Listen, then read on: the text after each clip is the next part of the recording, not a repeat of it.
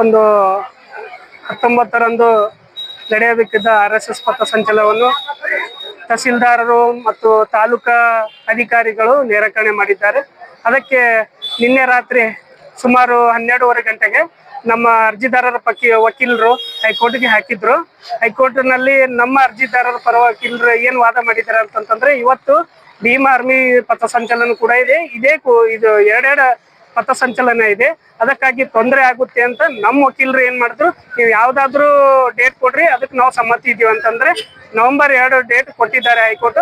ಆ November 2 date ಕೊಟ್ಟು ಇವಾಗ ಪರ್ಮಿಷನ್ ಏನ್ ಕೊಟ್ಟಿದ್ದು ರಿಜೆಕ್ಟ್ ಮಾಡಿದ್ರೆ, ಹೊಸ ಪರ್ಮಿಷನ್ ಕೊಟ್ಟು ನವೆಂಬರ್ 2ಕ್ಕೆ ಹೈಕೋರ್ಟ್ ಮಾಡಲು ಸಮ್ಮತಿ ಕೊಟ್ಟಿದೆ.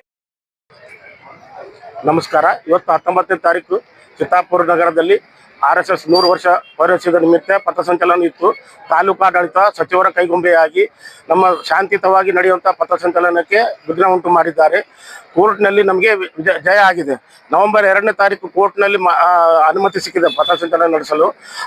ಆ ದಿನಾಂಕದಂತೂ ನಾವು ತುಂಬ ದೊಡ್ಡ ಪ್ರಮಾಣದಲ್ಲಿ, ಕರ್ನಾಟಕದ ಇತಿಹಾಸದಲ್ಲಿ ದೊಡ್ಡ ಪ್ರಮಾಣದ ಪಥಸಂಚಲನವನ್ನು ನಾವು ಚಿತ್ತಾಪುರದಲ್ಲಿ ಮಾಡುತ್ತೀವಿ.